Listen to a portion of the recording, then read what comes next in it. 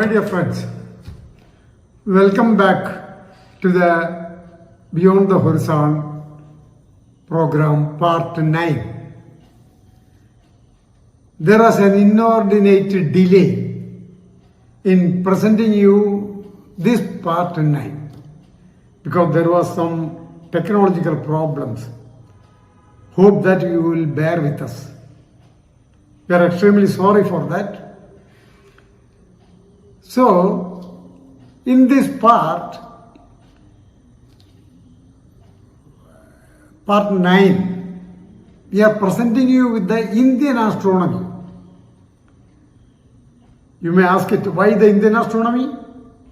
We have not given you about the Indian astronomical details.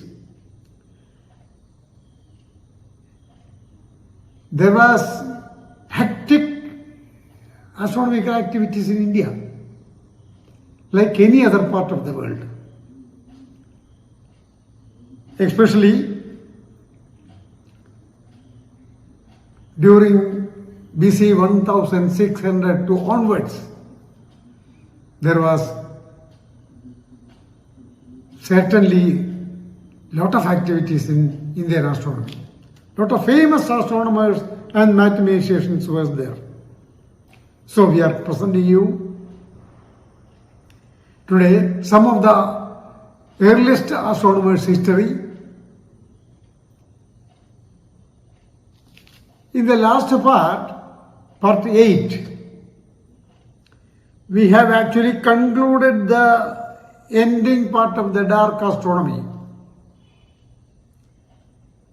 You know that after Greek astronomy, the knowledge created by the Greek astronomical people was actually ruined, and those knowledge was retrieved by the Islamic astronomers. They only translated those astronomical texts in European languages, and that only taken to Europe. But whatever it may be, the astronomy, the further progress in the astronomy was stagnated during the thousands of years. Then only a slightly jumping in the progress of astronomy occurred in the 15th century when Copernicus arrived. So, in this part, even for the Copernicus work, there are lot of impetus from Indian astronomers and mathematicians. Those things we will be discussing in this part of the Beyond the Horizon, part 9. So be with us. Thank you.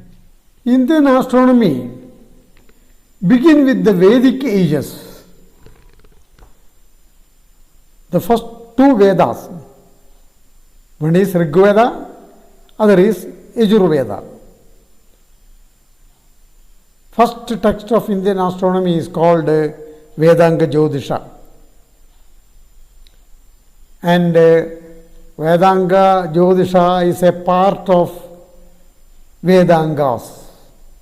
We will see what is the Vedangas and how it is progressed, how the astronomical studies developed in India. That is what our subject of discussion today. Before that, we have to just inquire. Actually, the archaeologist, famous archaeologist like Gordon Childe, he coined a term. It's called urban revolution. In his famous work, What Happened in the History. According to archaeological evidence in some of the human settlements, phenomena of urban revolution which brought far-reaching economical, social and cultural changes in the life of the population. Where were that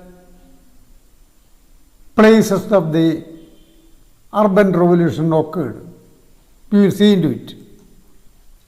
This urban revolution occurred mainly at 4 human settlements, such as Babylonia, Egypt, Indus Valley Civilization, Huangho Valley Civilization in China.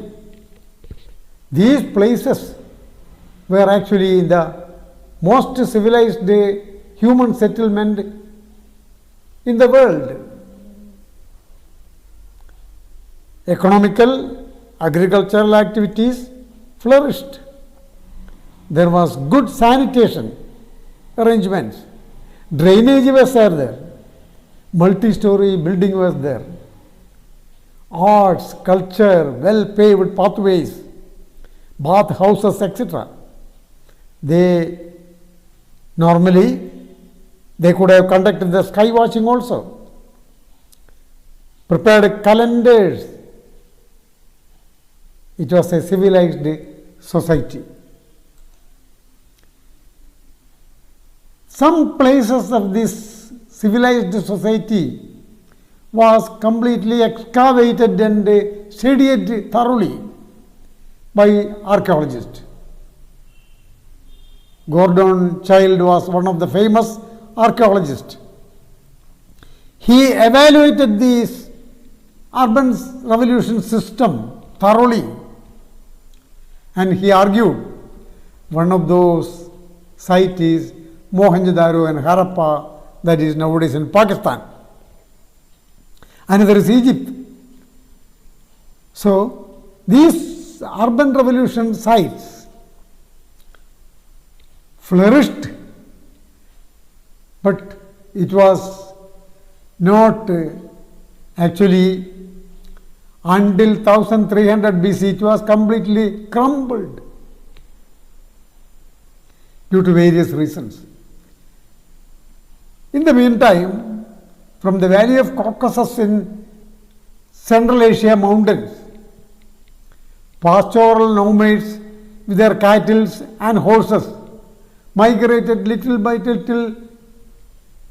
One part of them went to Iran and the other part came to northwestern part of India. They used highly developed language called Sanskrit.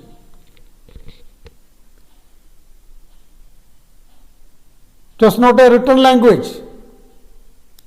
They made hymens containing complete religious rituals to be followed by their society for their day-to-day needs. They were known as Aryans.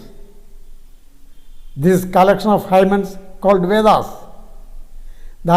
These Vedas were actually poems containing hymens describing their life system to follow the worship and keep punctuality in their worship. It was necessary to watch the sky and to decide the auspicious occasions, find the nakshatras or stars in the sky. Astronomy in Vedas, named as Vedanga Jyotisha.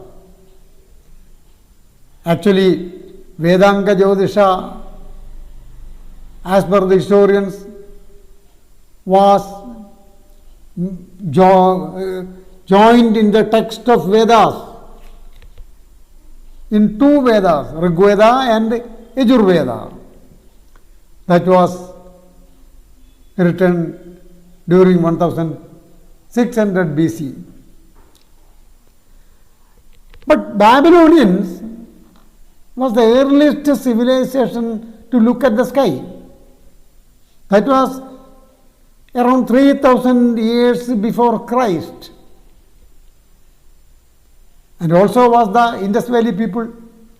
They have the intimate connection between them. So normally, in 1600 BC, Vedic people might have obtained the content of Vedanga Jyotisha from the Indus Valley people.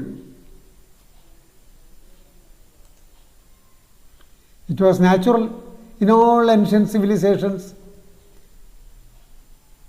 and others that astronomical and atmospherical phenomena had their impress on religion and mythology, wherein they are personified as godheads or associated with gods. It all started from the Babylonia only, and then it has taken over by the Greeks. You can very well see almost all the godheads in the sky, all are mythological figures. When it has arrived the Greeks have given them the names of their own mythological characters. Every celestial object, sun, moon and stars and planets, were all godheads with the powers to bless or destroy, to help and redeem. Among Vedic studies, Nakshatra Vidya was included, an interesting mode of astral observation. It has been recorded. Such observation was essential in the sacrificial life of Vedic people, implying the divinity of the asterisms and need to perform the rituals at proper times if they were to produce desired results. Vedanga Jyotisha was one of the 6 Vedangas. What are the Vedangas? Vedanga means end of the Vedas. They are the phonetics, grammar, metrics, etymology, astrology and rituals. Out of these Vedangas, Aryans gave primary importance to astrology. They were the part of Rig Veda and Yajur Veda. Both might have existed at the migrating period of Aryan people to northwestern part of India after BC 1600 as per historical chronology. These pastoral nomads have limited use of astrology for finding time for rituals and performing rites. When they made inroads to the Gangetic plains and learned the agriculture, compelled to predict weather conditions, which is a prerequisite for agriculture. For this, observation was compulsory. Thus, astrology became a tool for agricultural activities to sustain the life. Classical phase of astronomy speak of 18 Siddhantas. Later, these 18 Siddhantas, abstracted by famous Indian astronomer Varahamihira into 5 Siddhantas, known as Pancha Siddhantika. During BC 300, when Alexander invaded India, brought several Greek and Roman astronomers to India, India accepted some of the important tenets of Greek astronomy into Indian astronomy, especially Rashi Chakra and predictive part of the Jyotisha.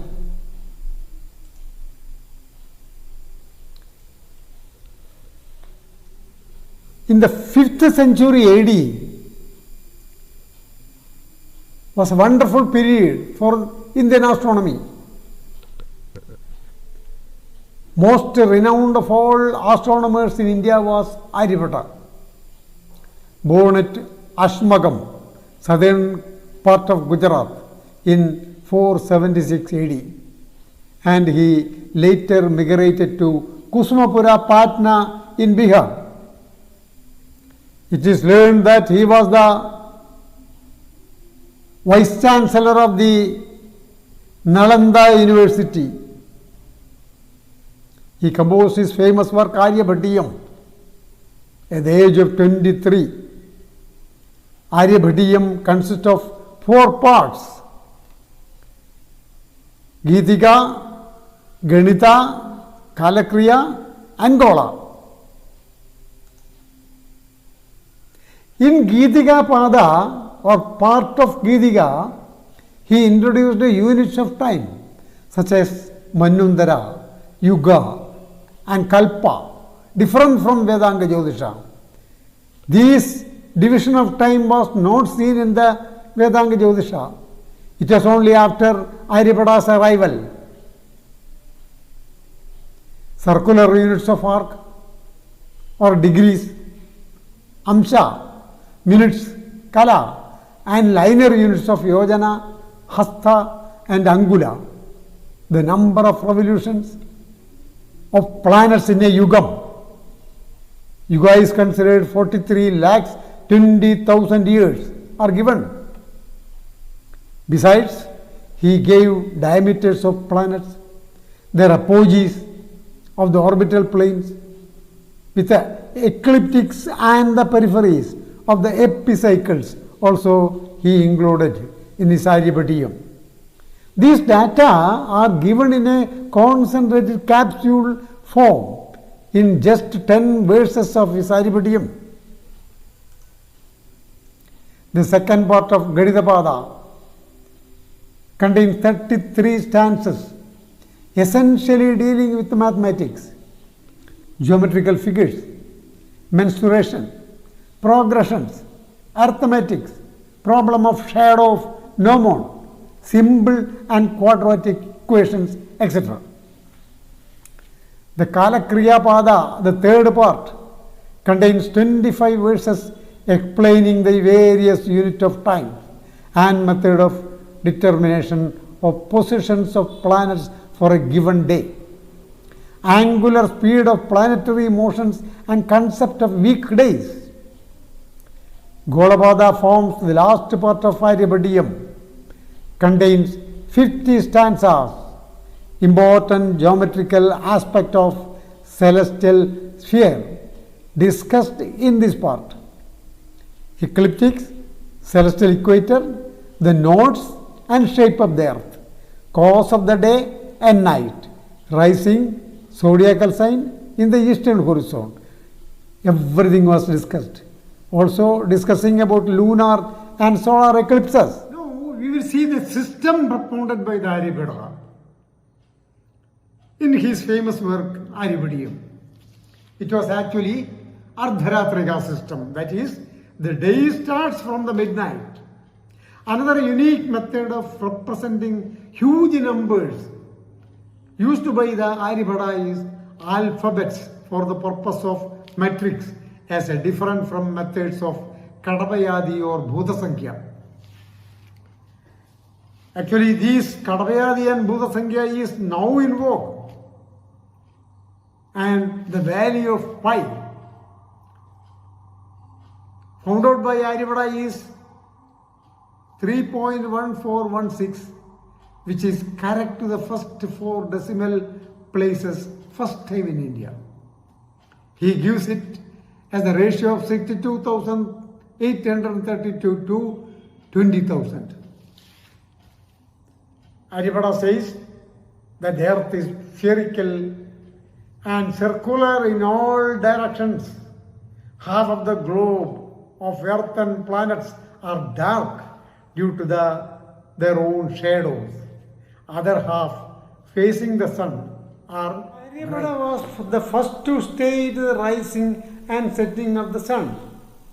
The moon and other luminaries are due to relative motion caused by the rotation of the earth about its own axis once in a day.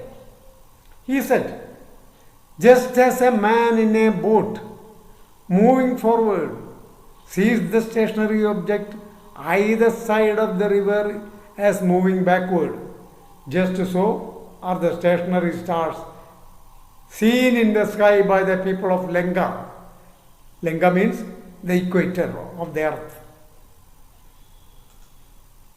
The period of one rotation with the reference to fixed stars in the sky of the earth called sidereal day as given by Aryabhata, that is worked out to be 23 hours 56 minutes 4.1 seconds. The corresponding modern value is 23 hours, 56 minutes, 4.091 second. That means slight variation only. Aryabhata during 476 is thus regarded as the major expounder of systematic and scientific astronomy in India.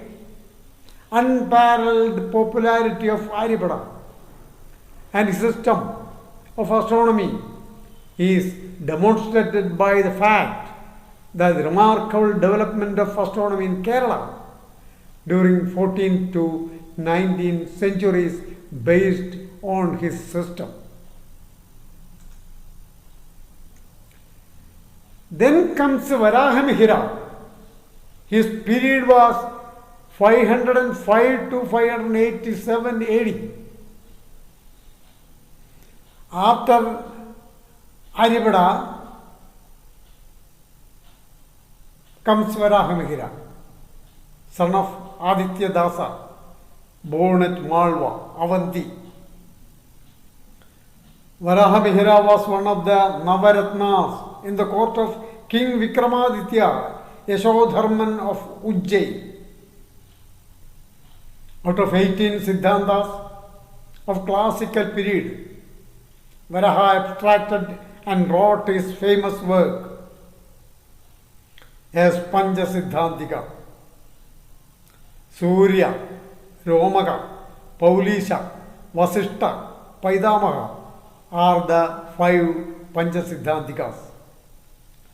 Brihat Samhita is the most important work of Varaha, which is considered as an encyclopedia containing knowledge about all scientific subjects such as astronomy, eclipse, rain, clouds, movement of planets, archaeology, agriculture, marriage, diamonds, rituals, and cosmetics.